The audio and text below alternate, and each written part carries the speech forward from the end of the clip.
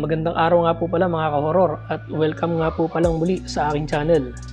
Bali sa episode na to, bibigyan lang natin ng video reaction yung in-upload ni Commander Bantugan na gamutan. Actually may nagpagamot kasi sa kanya, may lumapit sa kanya nagpagamot na kinukulam daw siya. Ito si Maestro Ozzy. At habang nasa kasagsagan sila ng gamutan ay may napansin itong si Commander Bantugan na tila may mali or may something na hindi tama doon sa nangyayaring gamutan. Kasi habang ginagamot itong si Maestro Ozzy, nung tinanong siya kung sino yung kumulam sa kanya, ay may binanggit siyang pangalan. Itong binanggit niya ay sikat din naman dito sa social media. Actually, isa rin to sa manggagamot at sikat na antingero. Kumbaga, ito ay binanggit ni Maestro Ozzy na kinukulam daw siya ni Commander Leon. At saka may isa pa siyang binanggit na pangalan, pero hindi ko masyadong naintindihan kung sino 'yon. So, yun lang yung gusto kong bigyan ng reaction video kasi medyo malaking epekto nito sa community nila ng mga manggagamot. Kasi yun nga, yung trust issue ng mga nagpapagamot ngayon sa mga manggagamot is maaaring mabawasan dahil sa ginawa ni Maestro Ozzy. So, bali yung video na to, hindi ko na papakita sa inyo lahat. Maiksi lang to, kumbaga sinamarize ko na kung ano lang yung, kumbaga binuod ko siya. Hindi naman kasi kailangan ipakita ko lahat yung video dahil naka-upload naman yun dun sa channel ni Commander Bantugan. Andun din siya sa Facebook page ni Commander Bantugan. So kung gusto nyo mapanood yung buong video, search nyo na lang. Basta itong gagawin kong reaction video na to is pinaiksi ko lang siya. So tara mga ka-horror at simulan na natin ang video.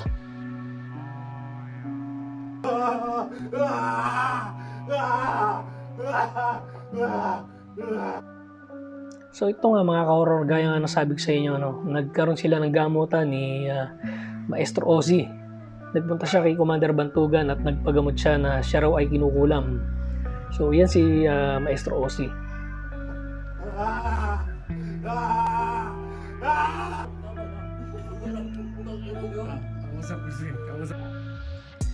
Yun nga, at nabanggit ko nga rin kanina na habang nasa kasagsagan sila ng gamutan ay nabanggit ni Maestro Ozzy na ang kumukulam sa kanya ay itong si Commander Leon, na agara naman tinawagan, o kumbaga on the spot tinawagan ni Commander Bantugan tong si Commander Leon kasi nga nakita niya na may mali dun sa gamotang nangyayari. So tinawagan niya, binidyo call niya tong si Commander Leon at pinakita niya na andun niya si Maestro Ozzy nagpapagamot at siya nga yung binabanggit na kumulam daw.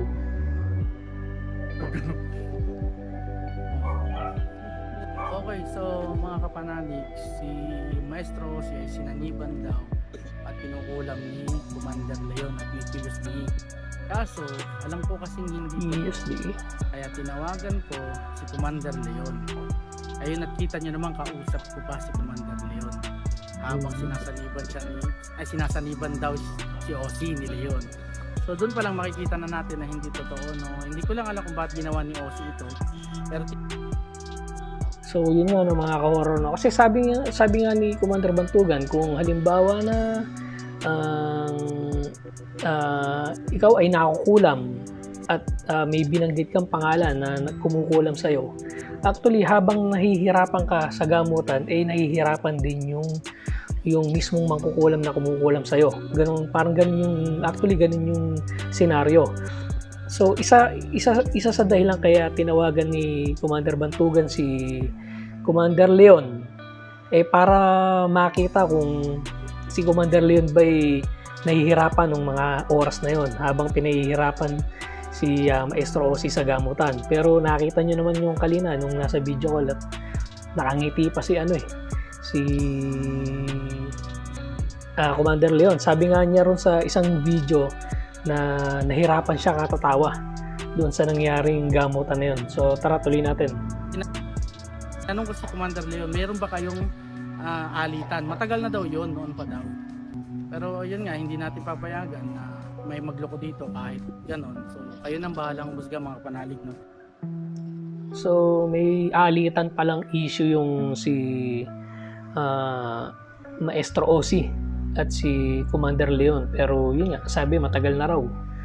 So ang hindi natin malaman kung ano ba yung dahilan o totoo nga ba na si Commander Leon ba ang kumukulam kay Ozzy. Kasi yun nga, sabi ko nga, malaking issue to sa community ng mga manggagamot kung yung trust issue natin, di ba?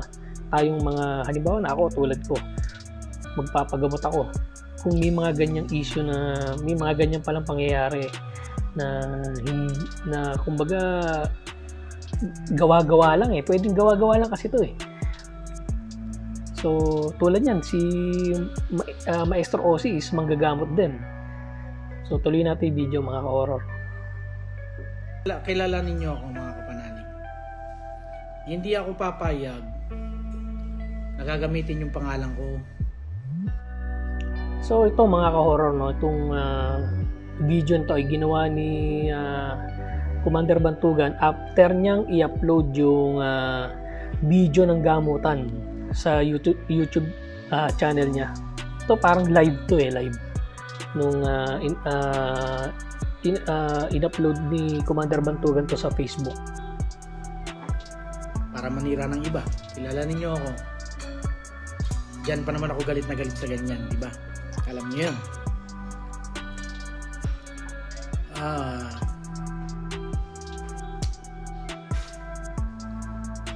Malaking issue. Sobrang laking issue nito. Sobrang laking issue nito at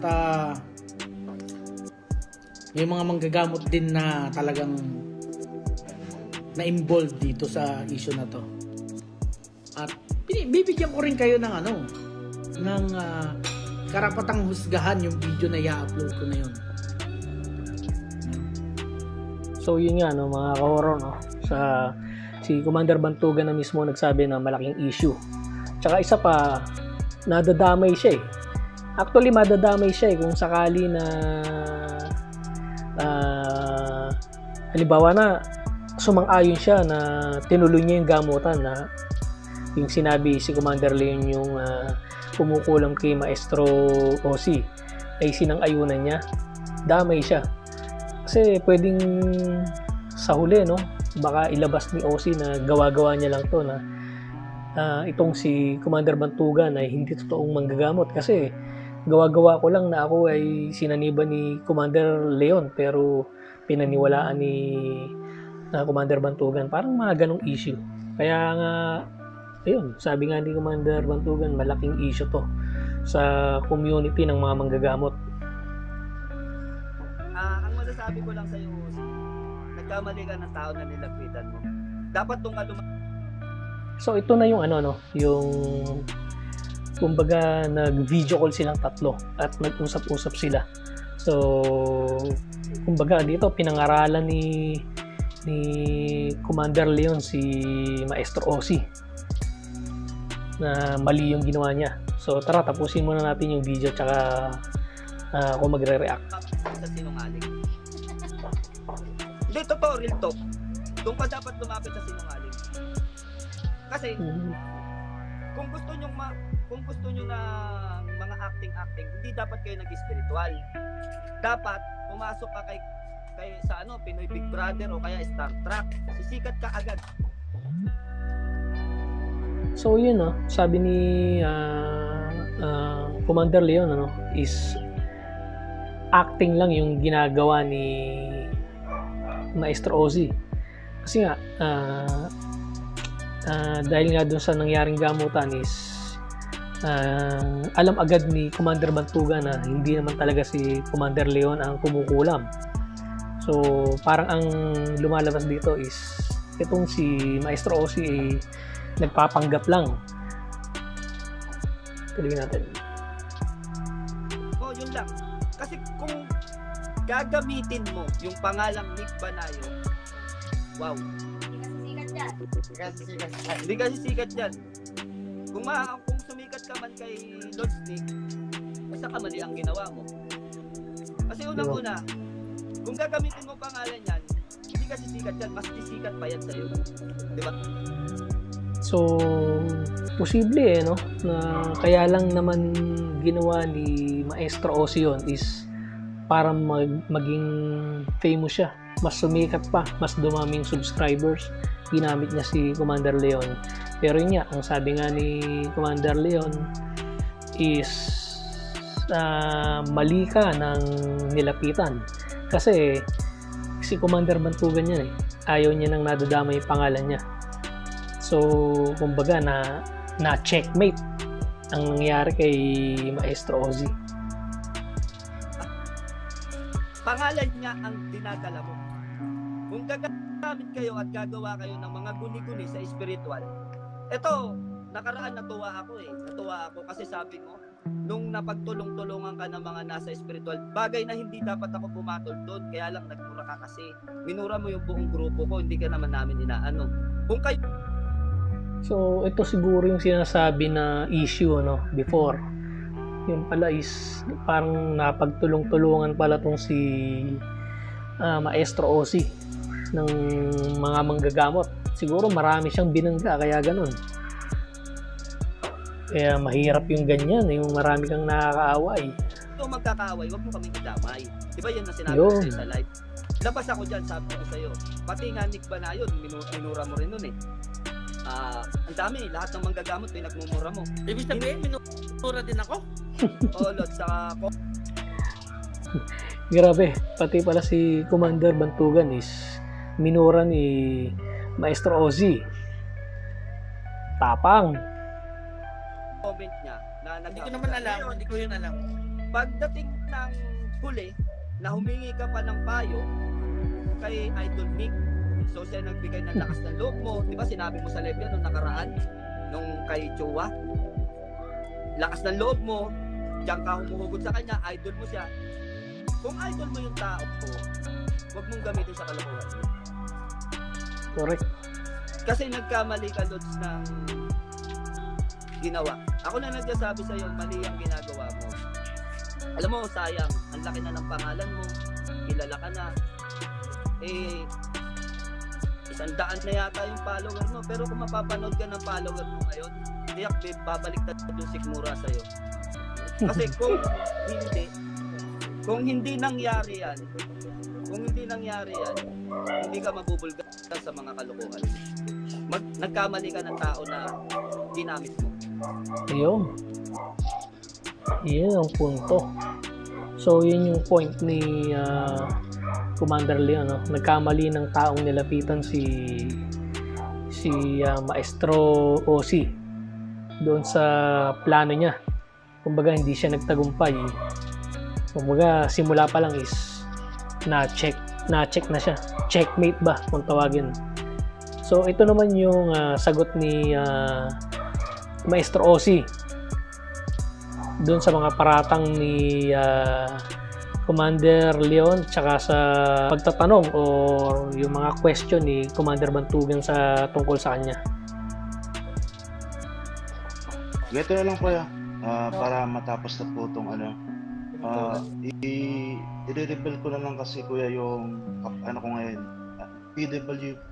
PWD kasi ako kuya. So sana po pagpasensyahan niyo po na bipolar disorder po. Alam mo ba na pwede masira si Leon doon sa gitna? So yun yun yung dahilan daw Kaya nagawa yan ni Maestro Ozzy kay Commander Leon. Kasi meron daw siyang sakit na bipolar. Pero hindi ko rin maisip kung may sakit kang bipolar pero ganun yung ibig sabihin may galit kang lihim dun sa tao kasi naman ang daming manggagamot bakit si Commander Leon ang napili mo, di ba? Tuloy natin, baka naman meron siyang sagot sa huli. Okay, hingi naman po ako kasi wala akong pahinga, wala akong tulog. Siguro dala yun ng trigger ko sa bipolar. Maintenance po kasi yung ngayon, kuya. Matagal na, ng 14 years old ako. So, ayun, kuya. Ayun yung sekreto na... Ikaw ay nagpapakilalang healer. Di ba? So, hindi ka po pwede maging healer kung sa tingin mo may bipolar ka. Yun, tama yun. Yun nga, yung sa akin halimbawa na, example, ako yung magpapagamot at maghahanap ako kung sinong pwedeng manggamot sa akin. At ang available na manggagamot sa akin si example lang naman, si Maestro Ozzy. At nalaman ko na ganyan na meron siya sakit na bipolar. Siyempre, di ba? Yung hindi ako 100% na magtitiwala sa iyo. So, paano ako magtitiwala sa iyo kung meron kang ganung klase na sakit? Tama rin magaling na matalino talaga si Idol Commander Bantugan. Kaya ito idol ko to. Hindi, kuya. Sinungalingan ka ng mga tao kahit ako magpapasasabi ko sinungaling ka Ozzy. Hindi, nagpapakilala ka kuya, ng gagamot pero bipolar ka pala. Paano mangyayari? Di ibig sabihin lahat ng katang isip mo lamang. Hindi, kuya, nag-maintenance naman ako ng yun. Ibig sabihin, yung mga... Kasi ang manggagamot, merong mga ritual na ginagawa yun, di ba? Mga dasal. Kumbaga, saan mo nakuha yung kapangyarihan mo, kakayanan mo manggamot. Kung bipolar ka, pwede nga kang pag-isipan na lahat yan ay gawa-gawa mo lamang. Kumbaga, katang isip, sabi nga ni Commander Bantugan. So, nagme-maintenance ka ng gamot, paano nangyari yun kung nagme-maintenance ka? Wala akong tulog, kuya. Medyo stress na rin, na burnout na rin sa YouTube. Sana maintindihan niya na may kapwa din may kapansanan sa isip. Meron talaga ako sinabi ko na yan, ina-handle ko lang talaga ng tama. Ngayon kasi nagkataon na Commander Lion, humingi na po ako ng pasensya sa'yo. Dahil po sa sumpong ko yun, kaya nangyari yung mga ganong senaryo. O bakit mo naman nabanggit si Leon at si Pilot Day kung talagang alam mo naman pala yung nangyayari? Ba't mo sila nabanggit? Ipapaliwanag ko na po ng ayos. Kasi na-trauma po ako sa ginawa nung naalala mo yun, kuya Commander Lion, yung nangyari nung 3 years ago. Yung pinagtulong-tulungan ako. So, na-trauma ako. Napunta ako sa mental hospital. So, yun pala yung isang dahilan, yun yung sinasabing issue nila na matagal na. Yun nga, sabi nga ni Maestro Ozzy, na 3 years ago na yun, na parang na-trauma siya. Pinagtulong-tulungan daw siya. Siguro pinagtulong-tulungan to ng mga manggagamot. Siguro, kasi kasalanan din siguro ni Maestro Ozzy. Actually, hindi ko alam yung issue na yun Siguro, i-search ko na lang sa YouTube kung may video ba yan. Pero, sa akin lang, siguro, kasalanan din siguro ni Maestro Ozzy kung bakit siya napagtulong-tulungan. Kasi siguro, kinalaban niya lahat. So, tuloy natin. 1 month ako doon. So, dito pa lang, inaamin mo na nagkukunwari ka sa sanig-sanig sa akin. Hindi, kuya. Yung hindi, kasi bipolar ko, kuya. Inaamin mo na Inaamin mo na. Ba't mo ba? Pero actually, hindi niya inamin, na siya ay nagpapanggap na, kumbaga, gusto niya lang talagang sirain itong si Commander Leon. Nagpanggap siya na nakukulam. Basta ang sinasagot niya kapag tinatanong siya ng gano'n ni Commander Bantugan is dahil doon sa sakit niya na bipolar. Medyo magulo yun, sabi mo kanina, kaya mo nabanggit kasi na-trauma ka. Ibig sabihin, alam mo nga yung nangyayari, di nagkukunwari ka nga. Hindi ako nagkukunwari kuya, yung Ibig sa sabihin, bipolar kasi hindi yung ka kuya. nagkukunwaring sinasaniban ka, di totoo yung sanib sa'yo. Sa bipolar kasi yung kuya, alam niya ng psychiatrist kuya, may papaliwanag nila yan kuya. Humingi na ako ng pasensya sa inyo para matapos na to. Pasensya na po sa mga naano ko dyan, mga natapakan. Lord, humingi ako ng tawad sa'yo. Sana magkaisa na lahat. So, humingi na ako ng tawad sa inyo. Ako na yung nakikiusap para wala nang Gaya, So, yun, medyo magulo nga. Kasi, yun nga, hindi niya inamin na gawa-gawa niya lang eh. Pero, ang lagi niya sinasabing dahilan is dahil dun sa bipolar. So, hindi ko rin maisip eh na kung... Kasi nga, yun nga eh. Marami siyang pwedeng banggitin na pangalan. Bakit si Commander Leon tsaka yung may isa pang manggagamot na binanggit niya eh. Pero yun nga, malamang dyan is meron siyang lihim na galit. Tapos ang kagandahan naman kay Maestro Ozzy ay humingi naman siya ng dispensa. So, kumbaga humingi siya ng pasensya, nag-sorry siya, na humingi siya na sana mapatawa daw siya ng mga ni Commander Leon kasi nga malaking epekto to eh. Actually hindi lang sa kanya, malaking epekto to dun sa community ng mga manggagamot. So yun, ang kagandahan naman kay Commander Bantugan is hindi niya hinayaan na tumagal pa. Kumbaga gumawa siya ng paraan para makuha yung panig ng dalawa, nitong si Maestro Ozzy tsaka si Commander Leon. Maganda rin yun para malaking tulong yun na mabalik yung tiwala ron sa community ng mga manggagamot. So hanggang dito lang mga ka-horror, at samahan nyo akong muli sa mga susunod ko pang reaction video. Try kong gumawa pa ng reaction video at siguro mga ka-horror, magsha-shoutout ako sa mga susunod kong video, no? Yung mga nagko-comment sa akin, kahit hindi kayo nagpapa-shoutout, bahala kayo. Basta isa-shoutout ko kayo, yung mga nagko-comment sa akin, kay pangbabash yan, or maganda yung comment tungkol dun sa video, kung tungkol sa akin, pangit man o maganda yung comment nyo, siguro mag-shoutout ako. Siguro mga 10, no? 10 mag-comment, i-shoutout ko.